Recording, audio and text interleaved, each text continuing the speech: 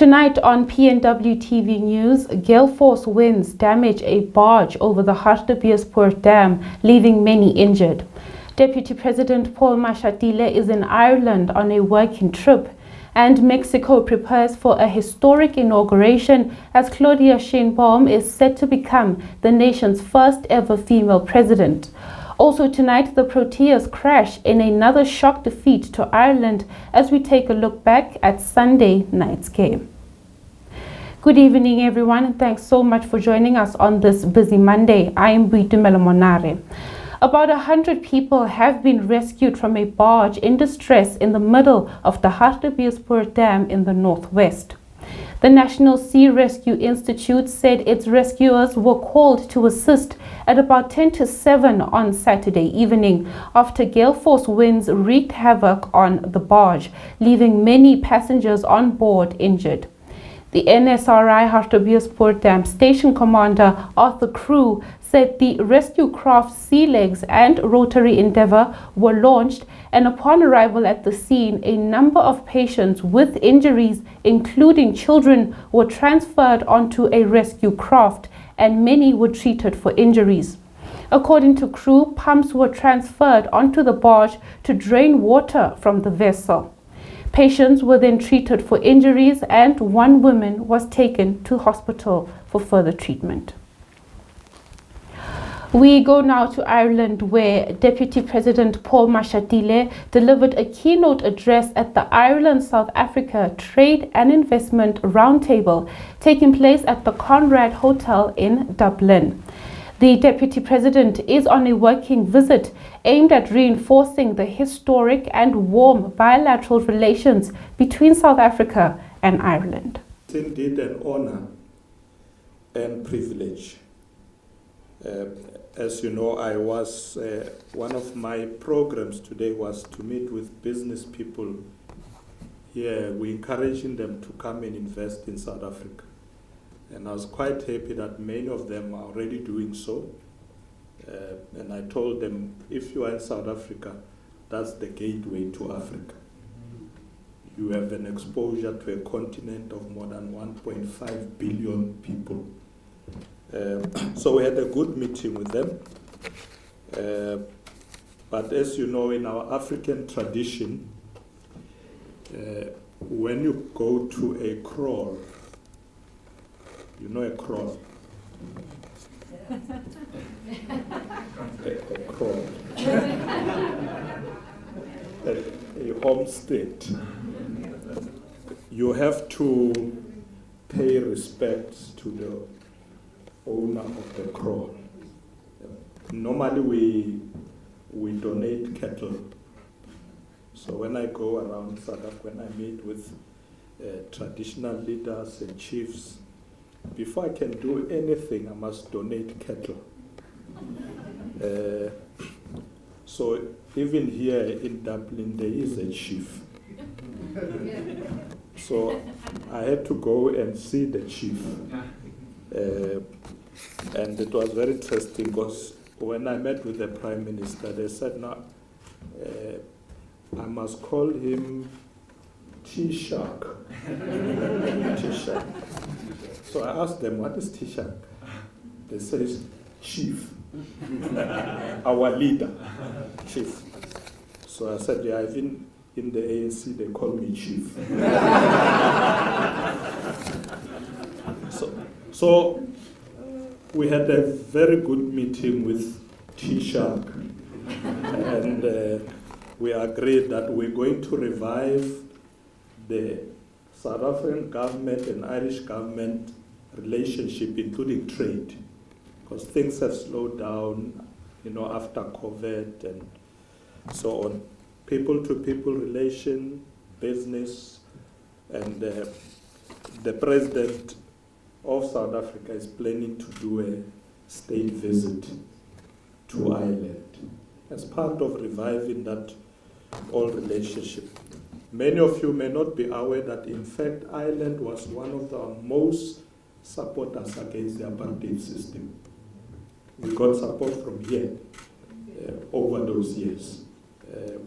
And the diplomatic relation now is almost 30 years. So we want to strengthen this friendship and continue to work together. So I had a good meeting with them. Now, with Minister of Basic Education Siviwe Gwarube having painted a bleak picture of a pending education crisis due to massive budget cuts, civil society groups have called for government not to touch education, as that would violate the right to education for children and jeopardize teachers' jobs. The civil society-based Budget Justice Coalition expressed concern about the impending budget cuts to basic education announced by Gwarube, who has raised alarms about a looming budget crisis due to a whopping 79 billion to 118 billion rand shortfall over the next 3 years. Gwarube last week said that in the next 2 to 3 years, her department might see a budget crunch due to teacher and other posts that had not been filled in all provinces. The budget shortfall for the education sector is sitting between just over 70 billion to 118 billion rand over the medium term period. So that's what we are looking at with our projections if we continue with the current funding bracket. It's also important to note that these figures are not limited to just teacher provisioning. As Mr. Faker was here explaining about teacher provisioning, it's to explain the process around teachers, but this is across the board, what provinces are working with. A question also was posed there about does this mean this will affect certain things? Well, compensation of employees for provinces comes from their equitable share. And then whatever it is that they receive from their equitable share, they spend on goods and services and other line items.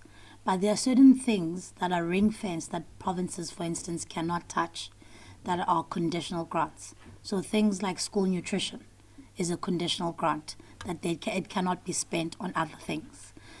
Things like infrastructure is a conditional grant that cannot be spent on other things.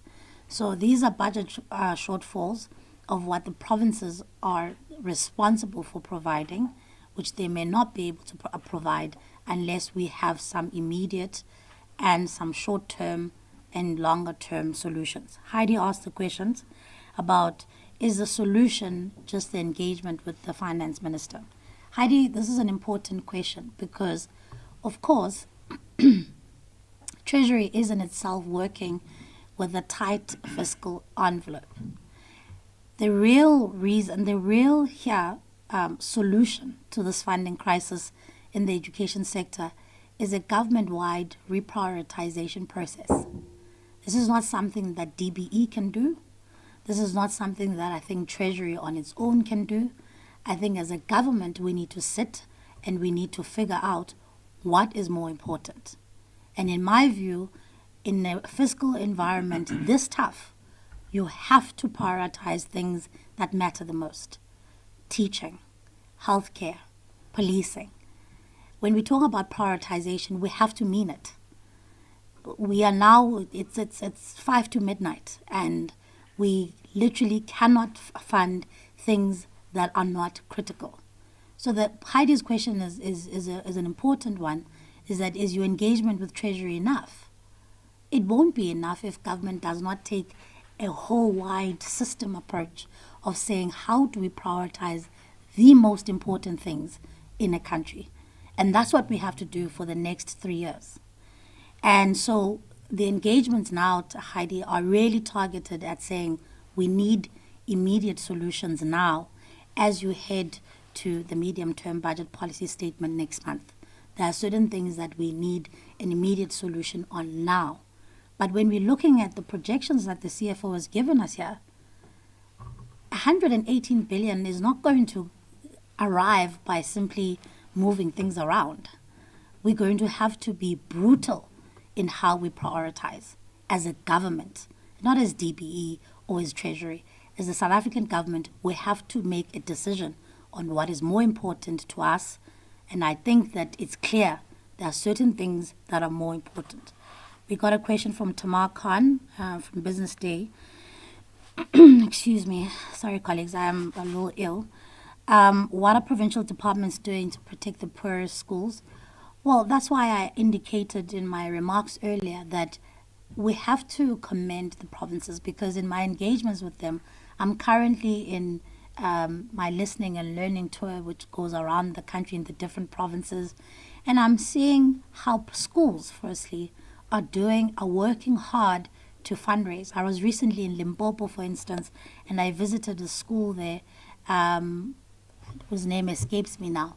But they've done remarkable things to work around the current budget that they have. They are fundraising. They are doing things that are really, really commendable. So departments are working hard to try and make sure that they are protecting frontline services. But at the end of the day, those are small tinkering moves, which we must do. We must cut wasteful expenditure.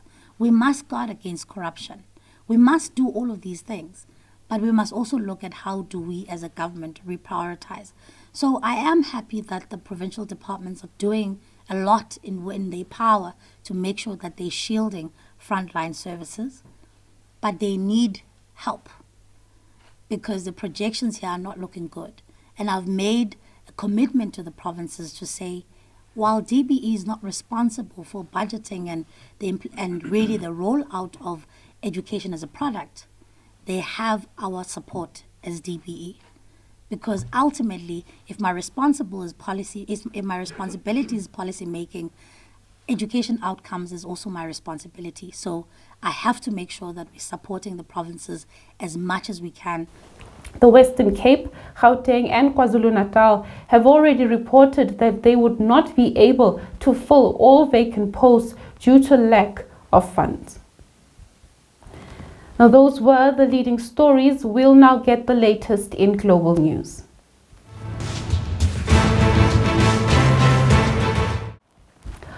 On Tuesday, October 1st, Claudia Sheinbaum will officially become the first woman president in Mexico's 200-year history. Sheinbaum has been elected Mexico's first female president in a historic landslide win. Her election is one peak in what has been several years of significant progress for gender parity in elected office. This win is significant for the nation, as she is not only the first woman president, but also the first president with Jewish heritage. Mexico's official electoral authority said preliminary results showed the 61-year-old former mayor of Mexico City secured between 58 and 60% of the vote in the June election earlier this year. This historic moment was captured in her victory speech. Porque por primera vez en 200 años de la República me convertiré en la primera mujer presidenta de México. No llego sola, llegamos todas, con nuestras heroínas que nos dieron patria, con nuestras ancestras, nuestras madres, nuestras hijas y nuestras nietas. Felicito a todas y a todos los mexicanos que el día de hoy, con su participación, demostramos que México es un país democrático con elecciones. Mexican women did not have the right to vote until 1953. Since then, women have made gains in local, state and federal bodies, including the Senate. In recent years, women have made up to 50% or more of the House and Congress. Ms. Sheinbaum will replace outgoing President Andrés Manuel López Obrador in her win, which entrenches the governing Morena party's hold over power in Mexico, 6 years after López Obrador, also known by his initials as AMLO, ran an anti-establishment campaign against the country's traditionally mainstream parties to win the 2018 election. With that, let's head into the business news.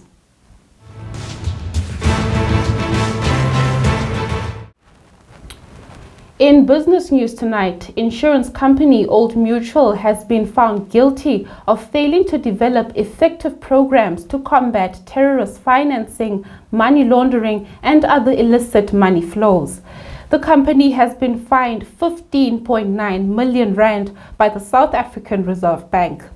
The sanctions follow an inspection conducted in 2020 by the Prudential Authority, a division within the Reserve Bank tasked at supervising and enforcing compliance of the Financial Intelligence Center Act. The Reserve Bank said the Old Mutual Life Assurance Company continuously failed to conduct customer due diligence. It said that the insurer failed to timeously report cash transactions above the prescribed limit to the Financial Intelligence Center. Now, according to the bank, the company has also failed in its obligation to report suspicious and unusual transactions to the authorities. Old Mutual has been found to have poor control measures in identifying and countering illicit money flows. In the 15.9 million fine imposed on Old Mutual, the Reserve Bank has suspended 4.9 million rand for a period of 36 months. Well, that's it for tonight's business headline. Stay with us as we wrap up with the sports.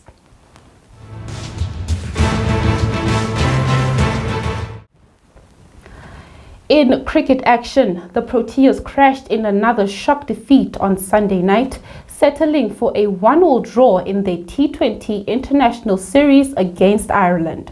Having lost in a 2-1 defeat to Afghanistan in their ODI series in Sharjah the previous week, the SA team had bounced back with a convincing 8-wicket victory over Ireland in Abu Dhabi on Friday.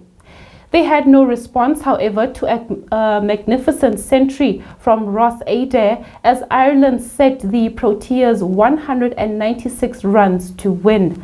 South Africa got off to a solid start, with Ryan Rickleton and Reza Hendricks sharing a solid 50-run stand for the first wicket. After the loss of Rickleton for 36 runs in the 6th over, Hendricks combined in a 71-run partnership with Matthew Breesker for the second wicket.